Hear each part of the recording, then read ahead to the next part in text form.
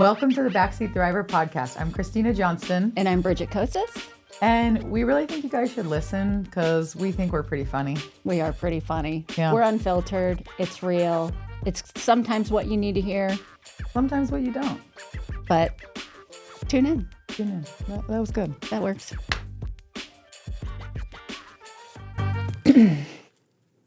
Hello. Happy Friday. Good morning. Good How morning, are you? Thrivers. How's your... Good morning, besties. Good morning, besties. How's your week?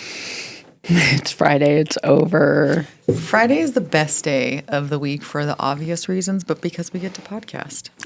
This is true. So and I'm super excited because my new college boy, he's coming home for the weekend. Oh, boy. I know. You're going to have to send us pictures of your reunion. I know. It's my reunion has been 3 weeks. You're pathetic. He's not coming home to see us. He's coming home to see his girlfriend, which I'll totally take a few hours out of it, so I don't care. You know, I feel like we really need to talk to a therapist about this. Do and you? Find out if, is this normal? I mean, For him or for me? Well, mostly you. I mean, if we're being honest here.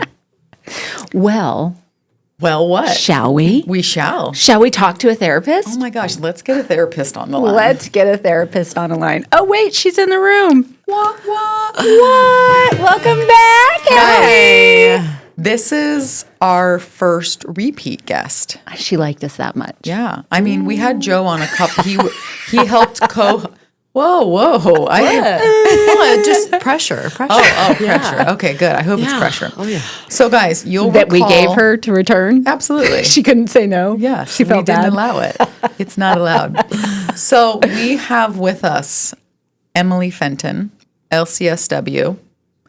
And Emily, remind our guests a little bit about, I could go off about you and your qualifications, but tell us a little bit about the type of work that you do, who you are, and then we're just going to start peppering you with questions because, Bridget, of course, already brought up her son going off to college.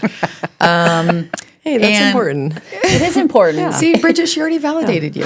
She did. This is amazing. Yay for A's, and he got to college. That's right. That You always did something helped. right. I did. You got him out of the house. You did something right. We're so proud Amen, of you. sister. Amen. So proud of you. All right, Emily, so tell us a little bit about you. So I am a mental health therapist. I work with kids and families and kids that range up from 6 years old to my kids that are 23 years old. So not so much kids, but yeah, I have a private practice and I'm happy to be back with you guys today. Yay. Well, thank you for being here because we've got a lot of questions and we're hoping you've got answers for us. All right, let's do it. So, Bridget, September is a month of many things, but it is also Suicide Awareness Month. Suicide Awareness Month. Yes, it is. So we're going to be talking a little bit about mental health with kids. Emily's going to be helping us kind of figure out what are the things we should be looking for if we have concerns.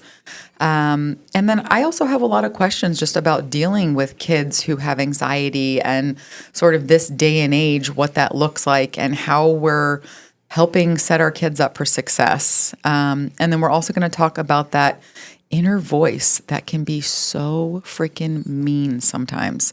I want to see, I wish that we were in a room with a bunch of people so that I could see, does anyone have a kind inner voice in their head?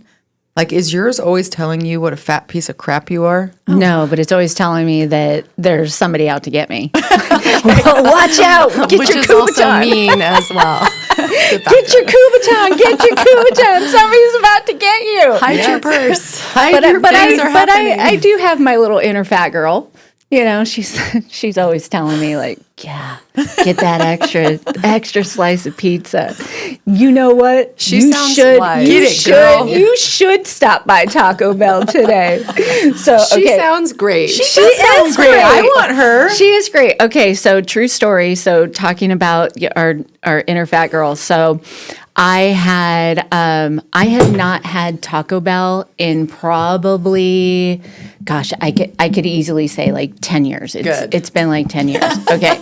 Right? Okay. I didn't really mean that's a great inner voice for the record. So a girlfriend of mine came over and she had pit stopped by Taco Bell and she brought me a taco supreme and just the one taco. And she was like, hey, I brought you a taco. And I was like, from Taco Bell? And this is a girl that usually eats like very clean, like doesn't do a whole lot of eating out. And I was like, you eat Taco Bell? She's like, oh yeah, I eat Taco Bell. I was like, all right, let's do this. So I took the taco out and then I realized for the next 5 minutes, I did not make eye contact. I did not talk. I literally devoured this taco as if I had never eaten anything in my life. And it was so good. Was it? And she just looked at me and she was like, how's she feeling right now? And I was like, she's feeling so good. She's so happy right now.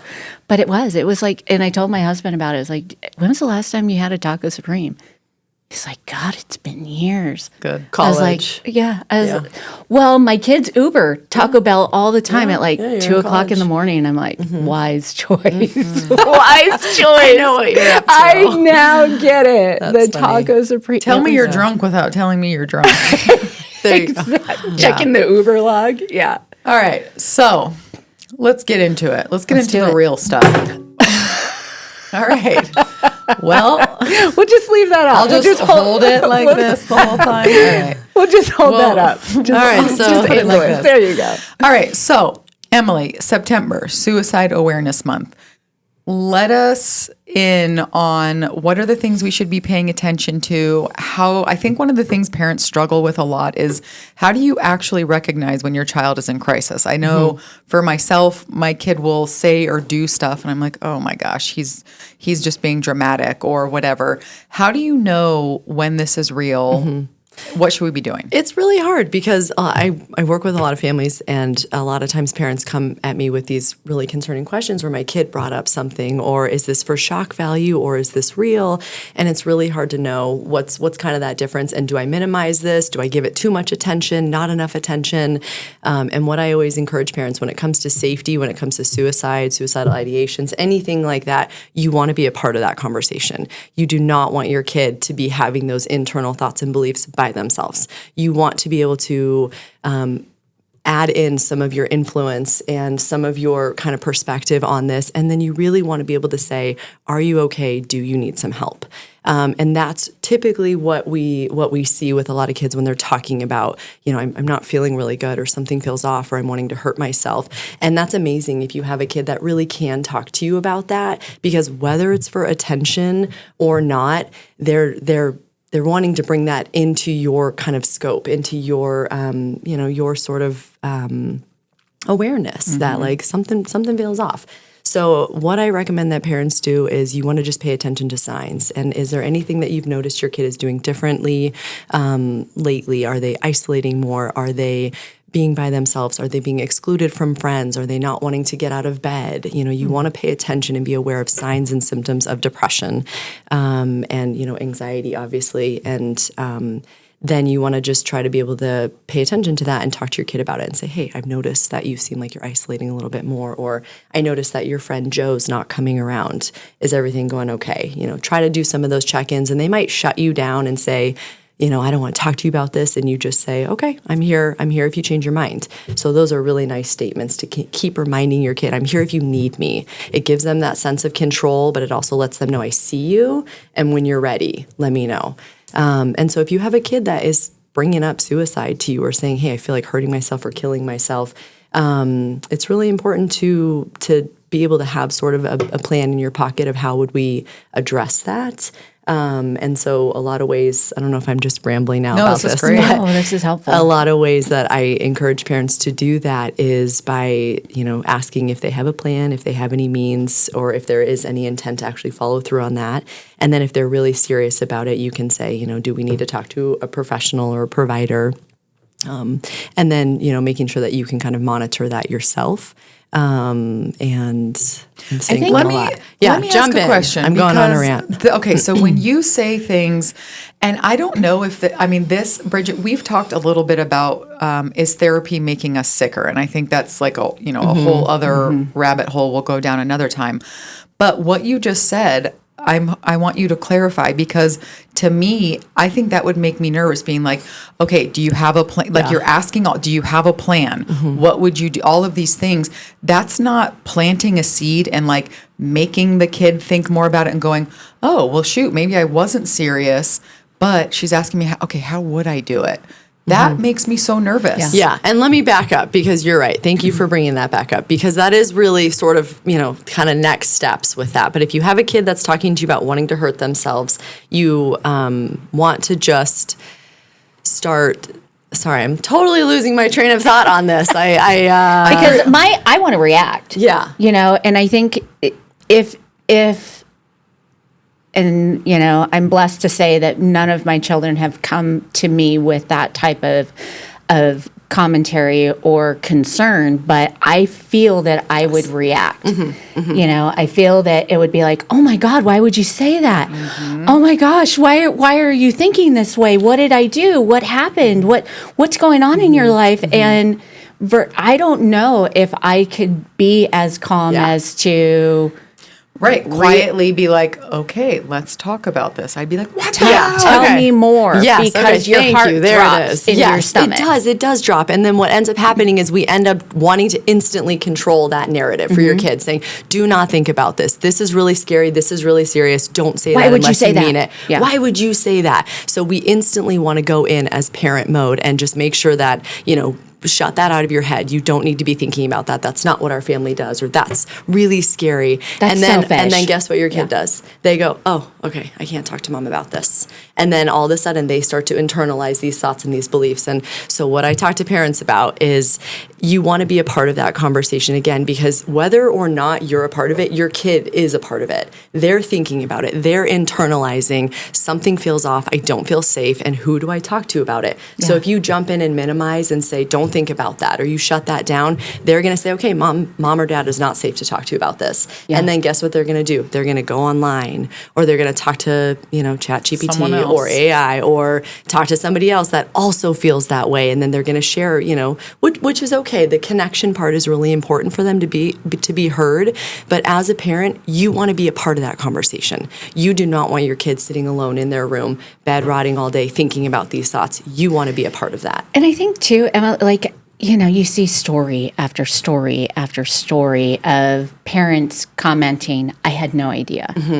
I had no idea. Yeah. And then I found, I went into their phone, I went into their search history, and I found all these things. I had no idea there were no signs. Totally. And I think, I'm not making an excuse, but I think that this next generation they are very secluded. They are in their rooms more. They are on their devices more. They do, isolate themselves so much more than we did in our youth, that it's like, oh, okay, well, this is, does your kid do that? And they're talking amongst, each other, and like, oh yeah, my kid does it too. They're always on their devices.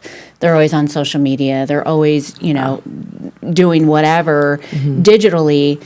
And it's like, okay, well, this is kind of the new norm of this generation. So how do you know, like, okay, they're depressed because they're staying in their room all the time? Well, they all stay in their room. Yeah. Oh, they're sleeping in. Yeah, but they're a teenager, so of course they sleep in. We minimize. We constantly normalize and minimize that, oh, this is how it is. And so I talk to parents. I say, do you want this to be your new norm?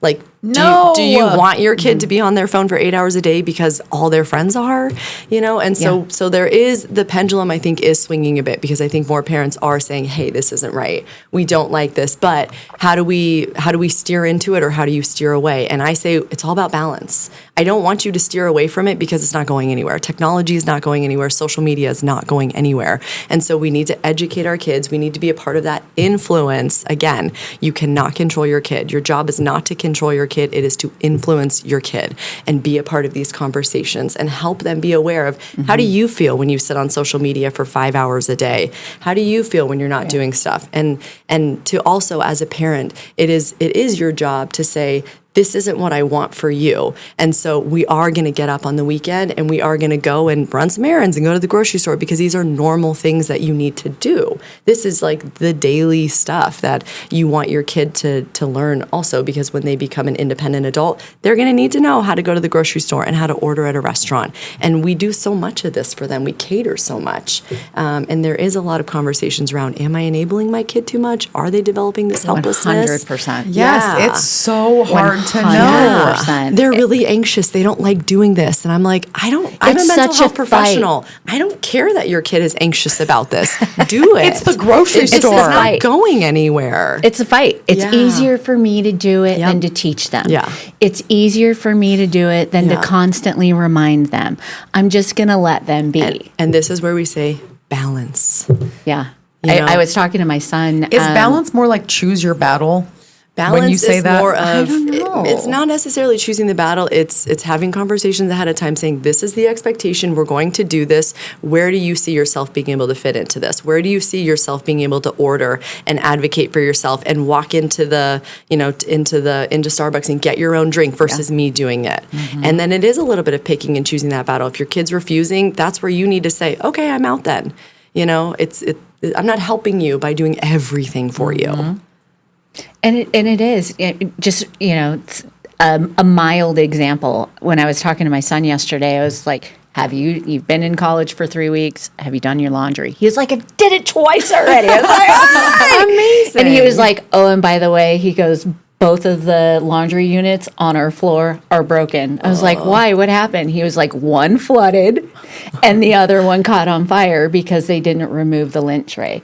But it comes down to These kids that don't know how to do their they own laundry. don't know how to do their own laundry. Exactly. They don't. Yeah. We have not set them up for success and getting them ready to do their laundry. Do your kids do their laundry? David, where's the crickets? Yeah. Exactly. Yeah. And you've got one that's getting ready to go off to I college know. next year, and that's where it comes down to, like, we enable. It is easier for us to I mean, do I know it you than said to teach we, them. but I felt like you were talking directly I to was. me. I was Let actually. me say too, it's never too late. Yeah. Even if you have a kid that's 16 years old and they don't know how to do this stuff, it's not too late. It doesn't. They're not a lost cause. You just Yeah. say, hey, Christina's listen. like, I don't do my laundry either. Well, that's a different story. Yes, I do. So it's coming back on, like, what do we do to contribute to ourself, to our home, and really it's, helping your kid identify, like, you want to be this independent, high functioning person. You don't want to be this little isolated person that orders everything on Amazon and Uber Eats because you can.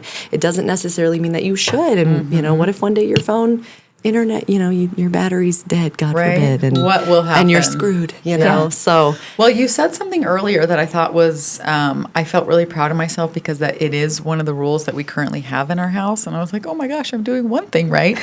Not allowing your kids to be on their devices in their Yes. rooms. So talk a little bit about that. yeah, that's a great point. And I think that kind of stems back to just like the suicide awareness, suicide prevention. When you're paying attention to all the signs for your kid, if you have a kid that's overly isolating, they have ownership over their tablet, their iPads, their MacBook. And when they utilize that to go and sit in their room and be isolated all day in their room, on their screens, and you have no idea what they're watching, what they're paying attention to, who they're chatting with, what video of a YouTuber that is influencing them. And that's a huge concern too. Mm-hmm. So again, being able to really pay attention to that, being aware of what's happening, what are you watching, who's kind of guiding, some of that internal voice, those internal thoughts that you have. Well, and I liked how you said, it forces them to be part of the community of that household. Yeah, pull your kid out of their room. If they want to sit and watch TV, great. Back to the balance of, being on your screens, having social media,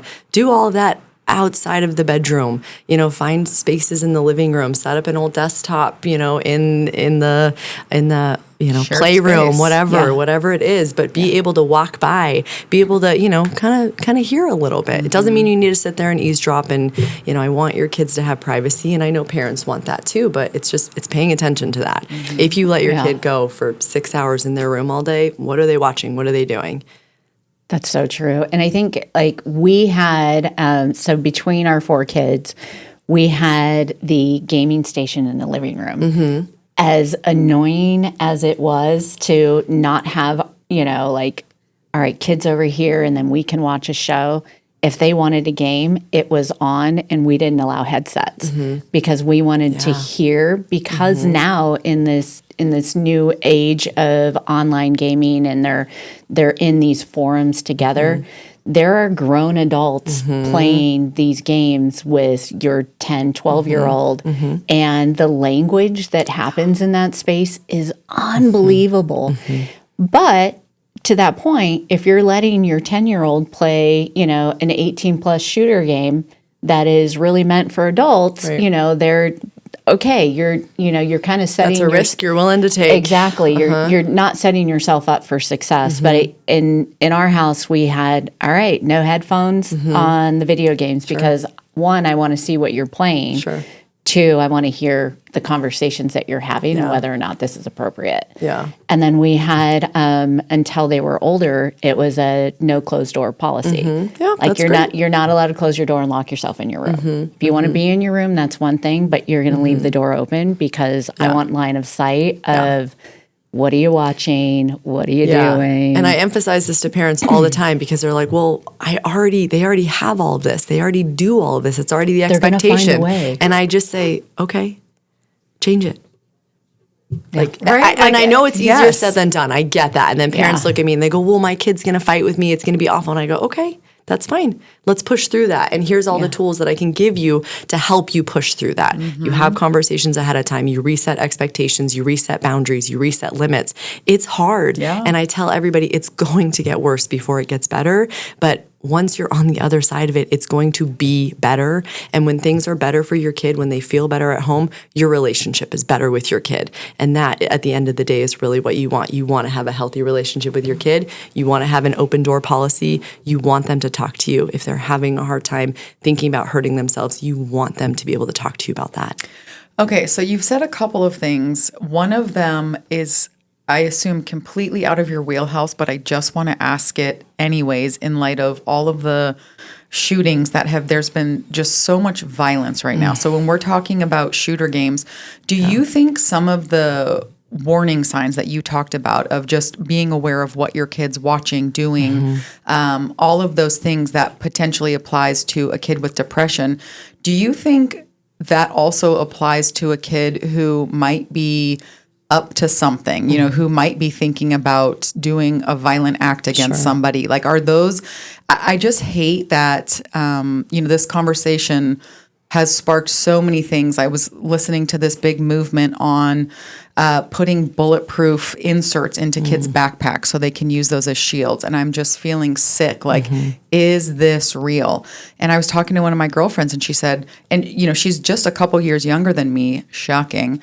And she was saying, oh, we were never even allowed to have backpacks in middle school because of school shootings. And I'm like, what? I've never even heard of that. Granted, this was on the other side of the country, but we never had those rules. But the fact that it's such a norm, it just makes me sick. But I'm wondering, on the flip side of the kids who might be thinking about hurting themselves, what about the kids who are thinking about hurting someone else? And that's a whole other conversation for sure. But I think we've all just become so desensitized. And I think, again, it's just becoming really normalized. In light of what's happened the last few days, it's been a really heavy few days for our country, for sure. And I've been having a really hard time because I just feel like it's been so political and we've just lost sight of just like the empathy that's happening for these people, these humans. And you sit there and you're just scrolling, watching something really awful happen. There's 2 examples. I don't need to say them. We all know what they are, but there's more than 2 examples, but I've just been seeing disgusting posts online of just like, BRB watching this, where I'm like, this isn't funny. Right, it's so not light. I just normal. watched someone get murdered. We're not supposed to see this. And I'm celebrating. Yeah. Or, And even just social media in general. I'm not supposed to see what a million other people are up to constantly to make me feel less about myself. It's awful. true. Yeah. It's awful. It's really hard. Okay, so probably a lot of those warning signs. I mean, it sounds like what you're saying is really just looking for changes in your kids. And I feel like a lot of these kids that have engaged in violence, the parents, friends, family are saying, man, I just saw like a big shift in him the last couple of months. So that's a big deal. Yeah, Right? I mean, paying paying attention to the signs, paying Okay. attention. And then you also, there's risk factors and risk populations, and there's a lot of other kind of statistical pieces to this as well. But there's a lot of stuff to pay attention to, and it's hard. And it's it's not like we try to overlook things, but if you do minimize, that's a concern. If you have a kid that's talking to you about that something doesn't feel right, and you say, listen, we don't talk about that in our family, or get that out of your thought, just think positive, the kid goes, oh, okay. And Never then that's mind, it. I can't talk to you about this. I It's think so that's hard not to react. Yeah. though. Yeah.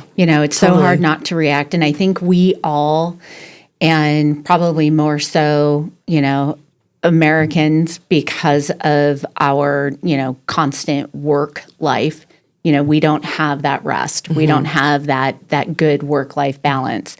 It is go, go, go, 40 plus hours a week. You're working nights, you're working at home. You are not paying attention. You get into your rhythm.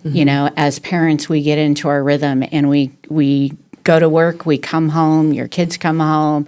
How was school? It was fine. How are things going? It was great. Do you have any homework? A little. Okay. And then the head goes down into the phone. And then, we're just as guilty in, all right, go, go, go. We got to do the dinner. We got to do the chores, whatever it may be, where Totally. and you may get that little hair raise on the back of your neck that, something kind of seems off. But, how many of us really dig into that? How many of us really, trust our instincts. trust And I'm not saying you have to overly dig into it and overly pay attention to it. And I do think there is some validity of like, how much do I get into this? Because am I going to be giving my kid more ideas? Is this a way that they're getting attention? But then the root of that is, why is my kid trying to say this? Why is my kid needing more attention? And that's what I encourage parents to pay attention to is the why. Why is this happening? And I think that's really important, because I don't want you to have to overly feed into it. And I know life is busy. That's a great point, Bridget. Everybody is constantly on the go. And it's funny you bring up like, how was school? How was your day? All my clients are like, I hate those questions. I hate when I get in the car and the first thing, how was school? What are It's we like, supposed I don't to be want to talk saying? about, I don't know. Ask your kid, who would survive a zombie apocalypse in your school? Which teacher is most likely to start a food fight? Who got I like detention that. today? What was something really weird you saw? Like, have a different conversation. I don't know. We could come up with silly questions. I but like that. Well, and I think too, and I don't know if you guys did it or if your parents did it with you, like, I never knew what my parents actually did. Like, we just didn't talk to our children like adults. And when they got into that phase where you could communicate, and you always kind of shelter them from that adult conversation, where now it's, now I'm having these conversations. They're like, what did you do today? Like, how was your day? Like, tell me. They're asking me, like, how are your coworkers? Like, what actually do you do all day long? Like, what is, What do you do, Yeah. Mom? What do you do? And what is your, like, what is your everyday look like? And now it's getting to the point where, just as much as we're asking them about their friends, like, who's your friends? Like, who did you talk to today? What did you do today? Like, I forget that they're people too, and then I can talk to them about, hey, what's going on at my work, and who are my colleagues. my nephews are really good at asking me about my day. Yeah. It's really cute. It is really cute. Because I'm like, me? Okay. Especially because what I do is I'm talking to people all day and asking them questions. And so it's kind of fun when they're like, how was your day? I'm like, Oh, Didn't see that coming. Yeah. My kid thought I was a doctor up until about 2 years ago. And I was like, what? He said something, and I kind of looked at him. I go, what do you think I do? And he goes, well, you're a doctor, right? And I just kind of looked at him like, no. And he goes, well, you work in a hospital. And I was like, yes. And he was like, I just assumed. See? Yeah. I mean, we don't talk to our kids. You don't really know. Yeah. You forget. You forget that this is a two-way relationship. Yeah. And I think that's a good point that, Bridget, you just said too, because I think too, you can go back to these conversations. There's never missed opportunities. If you feel like something was off with your kid, it's not a missed moment or an opportunity. You can go back and say, hey, 2 days ago when you brought this up, what were you trying to say? Do you want to talk about that again? Or, hey, I didn't give you my full attention. Now I'm ready. Do you want to talk? And they might say yes, they might say no, and you have to be okay with that. And my God, Mom. I'm done with that. Yeah, and end it I with, didn't care. let me know if you change your mind.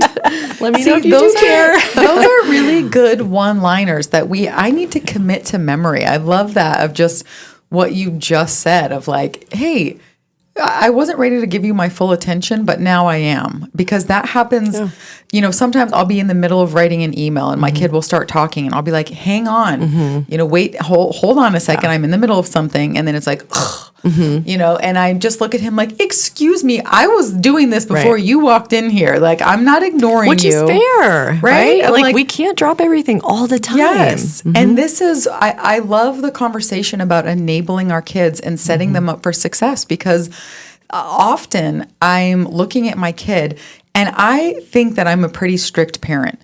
But then I'm like, oh my gosh, maybe I'm not at all. Like, he just knows how to work me sometimes in those like really manipulative one-liners where then I end up feeling like a terrible mother because, his mac and cheese has broccoli in it. Yeah, I'm kidding, but whatever it is. And then you're like, hang on a second.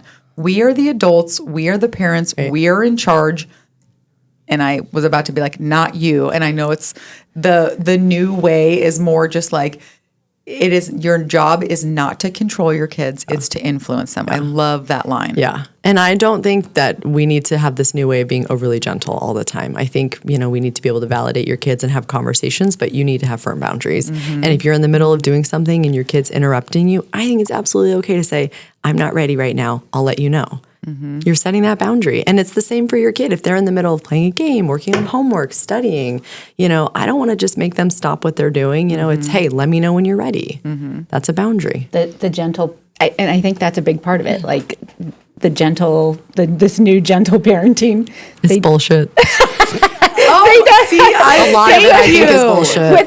Because they don't have the boundaries. It's the, continue. I saw some video of this parent gentle parenting and their kids just beating the crap out of them with something, and they're like, I have boundaries. Whack. I have boundaries. Whack. You are hurting my feelings. How do you think this is making me feel? And the 2-year-old's like, whack, whack, whack. Right, and I just want to grab that kid and beat their butt. Well, I am a mandated reporter, so let's not do that. But I mean, were you spanked growing up?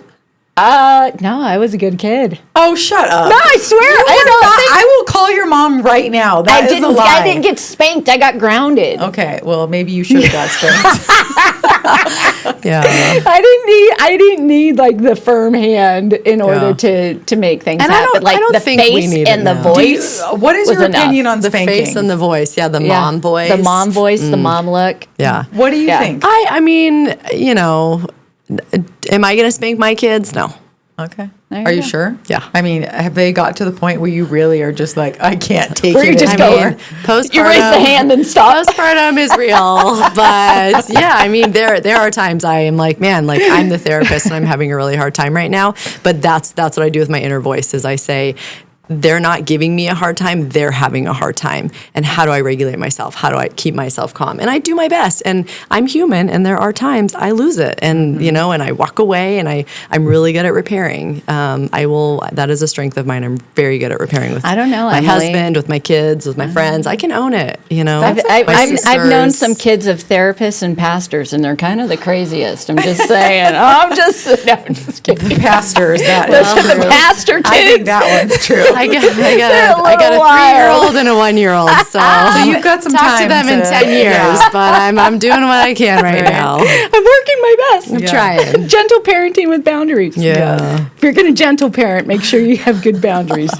Families. This makes me feel really happy to hear you say that it may not be all it's cracked up to be, because it's hard. Parenting is tough. hard. Parenting is hard. It is that delicate balance of the not authoritarian, but like, how do I be their friend and their parent? And that is like, you want to be kind. You want them to come to you, and you want to be open as if you were a friend. You are their friend, but you also, like you said, you need those boundaries, and that boundary is the parenting. So if you're getting beat in the head with a spoon and you're just saying, I have boundaries, that's not the way to do it. That's not the way to do it. No, you grab a spoon and beat back. No, I'm just kidding. I'm kidding. You don't do that, parents.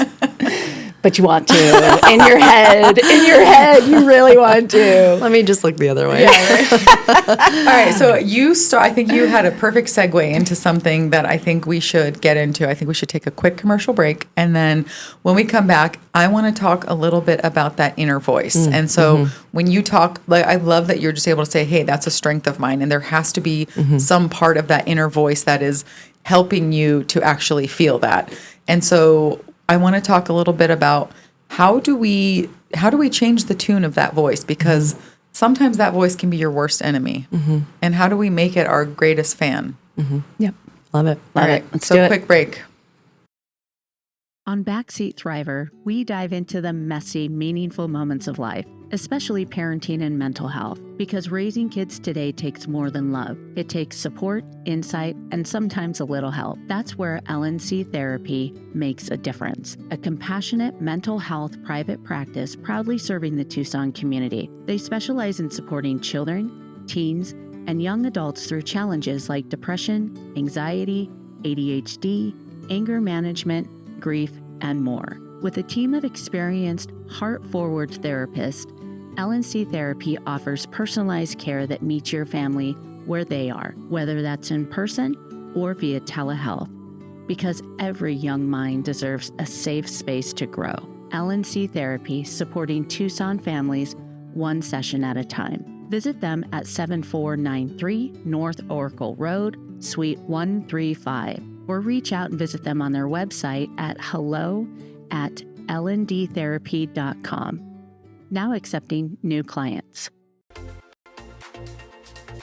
In Marana, community isn't just where we live, it's who we are. And at the heart of it all is the Marana Chamber of Commerce. We are building a thriving community through connected business leadership. We start the month bright and early with Marana Mornings, sparking real conversations and connections. We celebrate growing networks at our 4th Tuesday Mixers, hosted in exciting spaces. We unite visionaries and leaders at Impact Marana, driving meaningful progress together. We look ahead with Marana Insights, hearing directly from regional voices about what's next for our town. And we serve through the passion of our board of directors and ambassadors, creating a culture of belonging through service and leadership. Because of our members, we're not just doing more, we're becoming more. Together, we're shaping the future of Marana. We are the Marana Chamber of Commerce.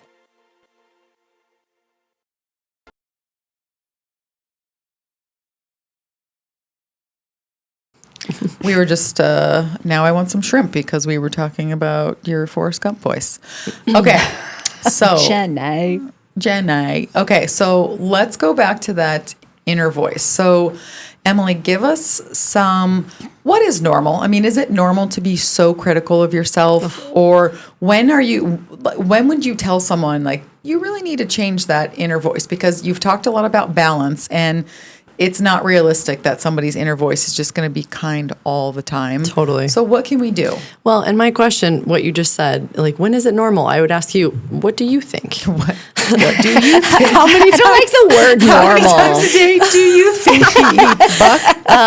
So that's also something that I challenge clients with, is like, what do you think feels helpful to you and what's not helpful to Well, you? isn't that And why I'm paying you so that you tell me? yeah, that is a reason why you pay me for your time. But You're not allowed to say normal, are you? yeah, no, Like, we no. can't say normal. We talk about how does that feel for you, right? And bringing in the feeling component to it too. But I love having conversations with clients about self-talk, about that cognitive awareness, about cognitive reframing. How do we work on these affirmations? Because it is really hard to just think positive. And I don't encourage people to just think positive, because when I was a teenager and when I was in college in my my 20s, and people were like, just change your mindset, just be happy, I wanted to punch you in the face. Right. It did not work. It was really hard. You cannot choose to be happy. Like, yes, you can choose your perspective and all of that.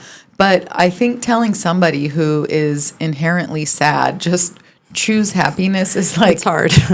well, no. Just surround yourself with happy things Yeah. and that's- puppies. And it's difficult Yeah. because when somebody is so in it, feeling really depressed and hopeless and worthless, it's really hard to climb out of that. And so it is a lot about finding that balance and finding that compassion. And so I talk to clients, when you have a negative mindset, it's not about denying that. It's about accepting the reality of that situation, and it's about bringing in compassion and bringing in balance with those thoughts, because the goal is to be able to believe both truths with your negative thoughts and to change it, to be able to kind of acknowledge, like, this is the direction that I've been going. I've been very black and white with my thinking. So how can I bring in that balance? I'm just a broken record with this word, I guess, to be able to have it feel more believable and to start to flip that thought. So for example, if I do something wrong and I say, gosh, I always screw things up, I'm always doing this wrong, I'm never good enough. It's working on accepting that reality of, okay, I'm really unhappy with how this situation turned out, but then bringing in that compassion of saying, but I'm capable of making change. I'm capable of being successful. Or I failed this test, but I've passed before. Or I'm letting my husband down, but there's been times I've been able to show up and do good.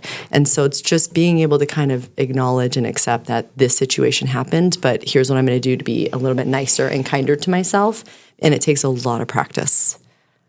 It does. I think, and I think too, it's, obviously, as you were saying, Christina, if you are a depressed person, or you have whatever the clinical diagnosis is, or whatever the imbalance is, that's one thing, and then your environment is another. But I also feel like when we talk about that inner voice and we talk about that kindness is your own expectations, like, and how do you, and maybe it's set by us as parents, like, you need to get straight A's, you need to make sure you're the best on the team, you need to always do all of these things, right?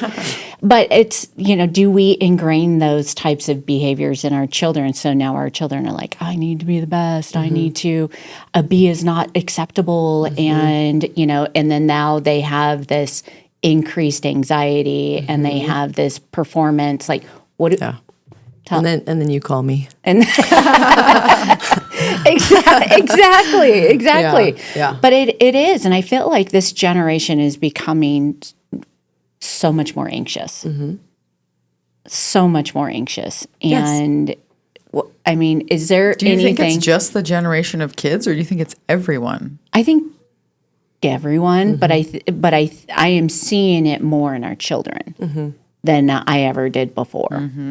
And I don't know if it's these things. I blame all of this. My kid has been acting a fool lately, and so he lost all technology. And it's been a couple of weeks, and I have to say, it has been game changer. My kid, who he's so motivated by devices and screen time that it would be like, okay, did you finish your chores? And he's like a tornado. And in 2 seconds, okay, I'm done. Can I watch the screen now? I'm like, no, now you have to go clean up the dog poop. And it's like 20 seconds. Okay, I'm done. Can I watch the screen? It was like everything was just to get to the end result. It's like eating your dinner so fast just so you can get to dessert. And we are finding this sounds so lame, like the beauty in just normal things. Like, he's sitting in the pool and he's swimming in the pool and I'm just out there watching him and we're listening to music and it's slow and it's calm because he before I'd be like, go swimming. Okay. In 10 minutes later, okay, I'm done now. Can I get 20 minutes of screen time? He knows that's not an option. And so we're just enjoying the present. And it has been so nice that I keep looking for excuses to ban technology. I'm like, you didn't tie your shoe. You lost your screens for a week. And it is, my life with him is just different. It is so much better without technology. So how do you maintain that balance without grounding him all the time? Well, from you know, a devices? lot of drinking, right? Just kidding.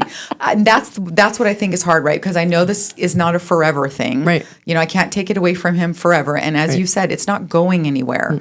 So to me, it feels like that has to be a hard boundary where before, while, you know, I'm doing laundry and all the things and it's like, he can watch a movie. And then now one movie has turned into two and it's like, where did our afternoon go? It is, so it's those hard boundaries, which it's not easy. And that's why you avoid it because it's just better for Does he everyone. notice a difference? Like, does he say anything, or is his life just in turmoil? That's a great like, question. It Have you checked in with him about I it? have not There you asked go. him that. That's a great question. because you see it, like you see the difference, but does he like this new normal, or is Questions are great. Anytime kids are having a lot of anxiety, I tell parents, ask them questions, put it back on them, get them processing on their own about it. What do you think you should do? What do you think is helpful? How's this been spending more time with mom? What's it like not rushing back to your computer? Yeah. See if he has any awareness on that.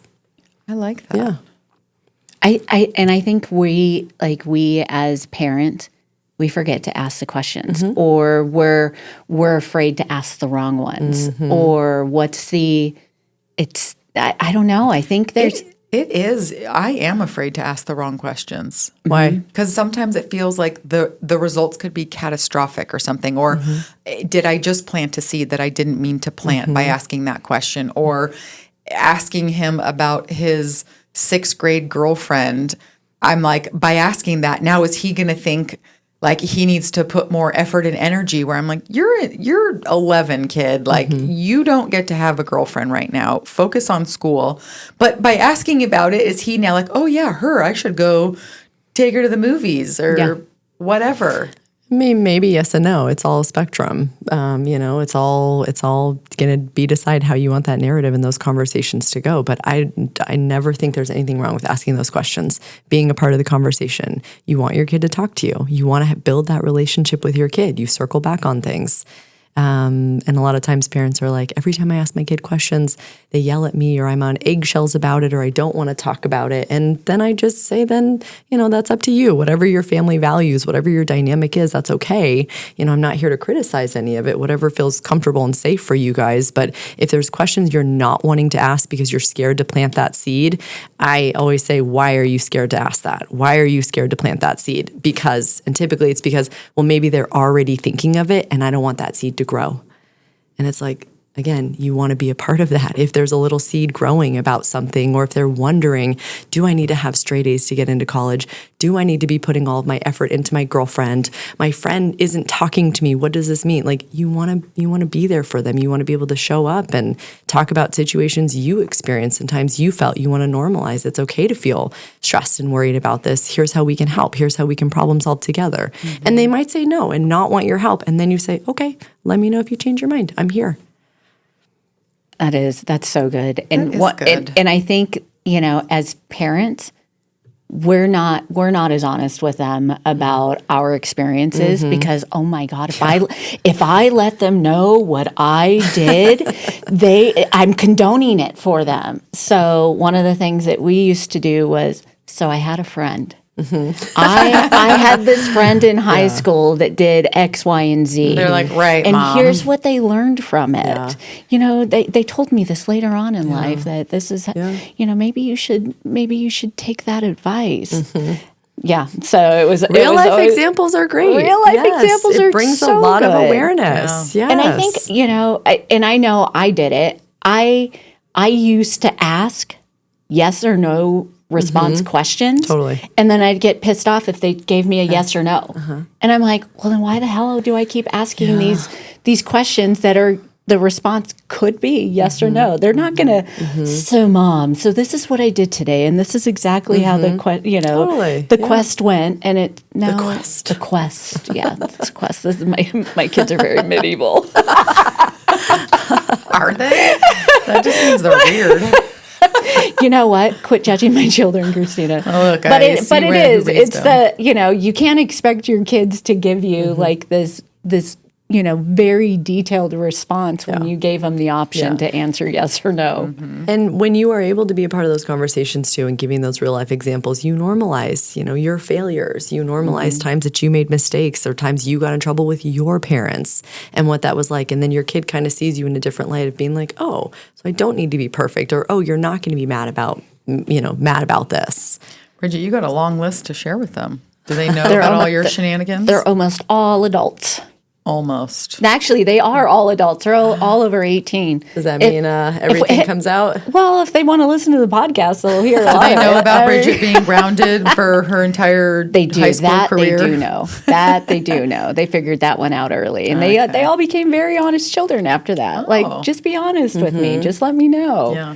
Well, I think that's funny what you said because it's so true of we're not being that honest with our kids. I found myself even yesterday, and I was like, this is a perfect example for the podcast, where I was watching the news on these shootings and everything happening, and my kid comes up and he's like, what are you looking at? And I was like, nothing, and I stopped and I said, what good is this doing? He knows I'm looking at something, it's not nothing.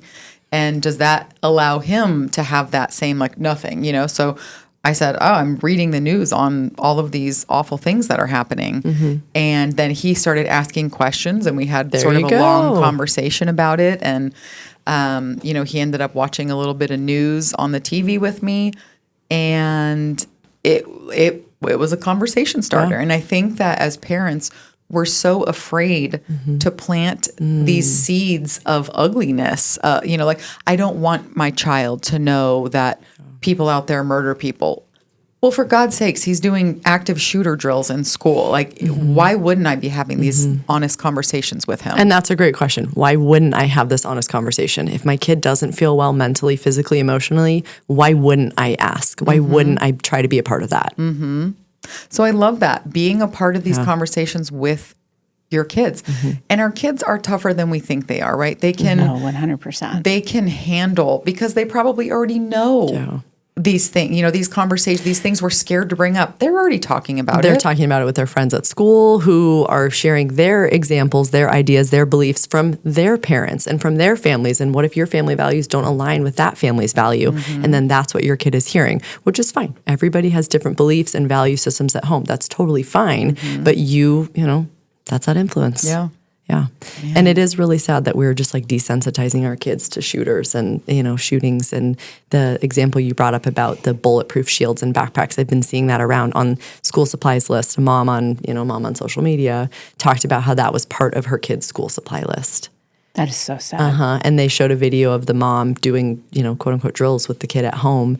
And the kid would run and put the backpack in front of them, and they'd get in a corner and put the backpack in front of them. And it was, first graders, second graders. They were really little.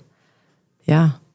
That just makes me sick. But it even to, and again, I'm not a doomsdayer. I'm a prepper. I've said this.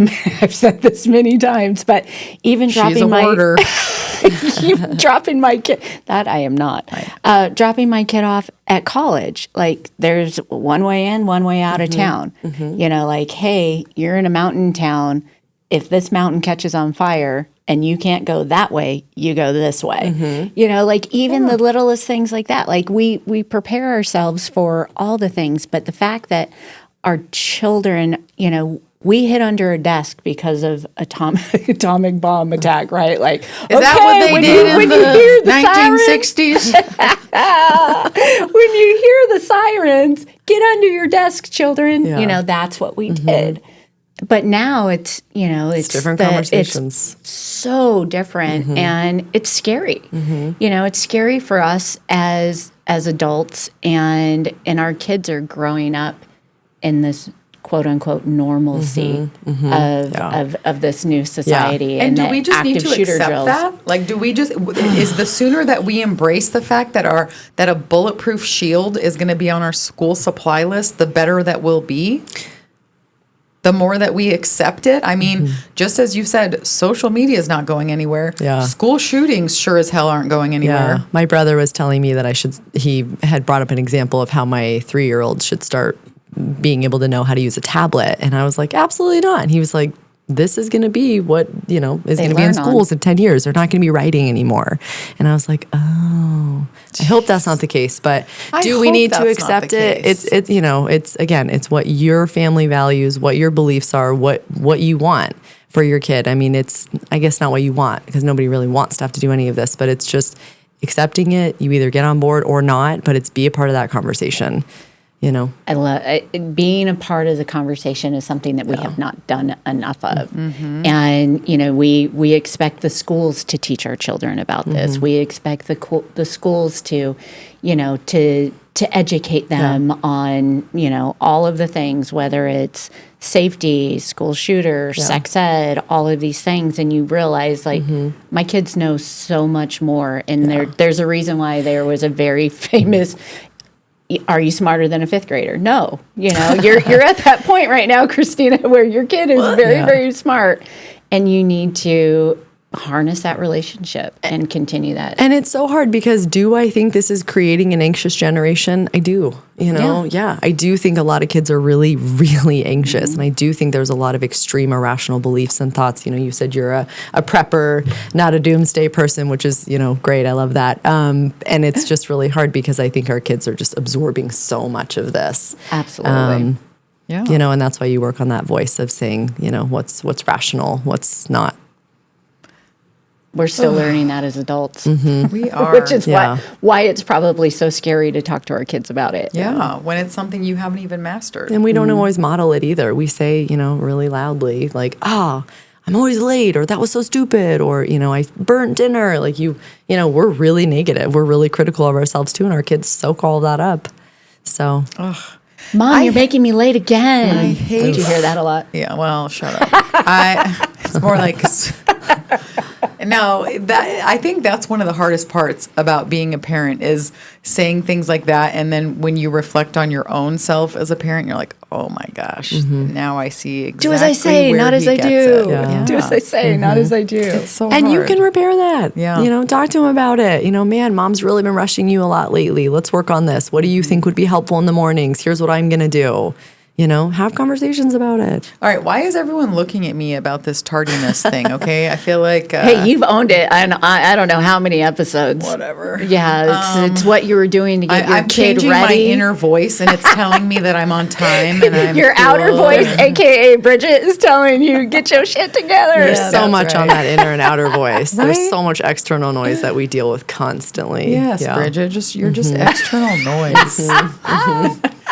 Okay, so Emily, if you were going to tell our listeners, if we're going to kind of sum some of these things up, a couple of tips about, just refresh us a little bit on what are we doing with that inner voice? What are some of the signs that we need to be paying attention to with our kids? And then remind us about the repairing, because I think that is something that everybody could take away from this. And that's a pretty easy thing to put into practice. I'm sure everyone can think of one example of something that they did in the last few days that might not have been great. Sure, yeah. So I would say, kind of summing up for that inner voices, don't deny the reality, accept the truth, and be able to bring in compassion and balance to yourself with that inner voice, and being able to model that a little bit more for your kid, being able to circle back with your kids, repair. If you feel like you lost it and you did something wrong, repair it, own it, bring it back and say, hey, this was not okay of me. And let's see. And then what else would you say about some of the warning signs for parents to be paying attention to with their kids? I think one of the best things that you said, pull your kids out of their room. Yeah, increased isolation is a really, really big sign and a big trigger for depression. We're not meant to be by ourselves. We're social creatures. And so the more that you see your kid overly isolating, being withdrawn, sleeping more, coming home from school, wanting to sleep until dinner, not hanging out with their friends anymore, those are things that you need to pay attention to. Grades dropping, pay attention to that. If they start skipping school, obviously risky behaviors, reckless behaviors. If they start dabbling in substance use, and you're catching them, just having that awareness is going to be really important. You want to be in the know versus on the outs. I love that. Pay attention. I think my biggest takeaway is just you want to be part of the conversation. Be engaged, be aware. Yeah. Parents, open your eyes and just know who your kids are. Yeah. I think and when that's your the kid is biggest talking thing. about scary stuff and you don't know what to say, just listen, and take some time to think about it. You don't have to have the answer right away. You don't have to have the consequence in place right away. If they're talking about suicide and you're like, oh my gosh, this is terrifying. It's okay if you don't know what to say. You're not supposed to. That's the other thing. We didn't even talk on that. You're not supposed to. You're not a mental health professional. A lot of parents are, a lot of parents aren't. And it's okay to not know what to say. Just be present, sit there, listen, talk about how that feels scary, you're concerned about that, and you want to be able to talk to them more about it. And if they say, oh, it's fine, I don't need to talk about it, reminding them, I'm here if you need me. Let me know. I always have your back. I'm on your side. I love that. I love it. Man, all right. Well, I think that was, I feel like I want to go kick some ass right now. Not for real. I wanna go hug my I want to kid. go be a great parent. I want to go hug my kid. Love it. Yeah, Great. I do. Oh, you'll get to tonight. I do. It's so exciting. You lucky bee. No, we always love you, Emily. Thanks we for love having your me. It's great. your insight, your message, your compassion, and just being here with us, and not only hopefully some of the kids listen to this, but if not, I hope that our parent listeners, our besties out there, got something out of it.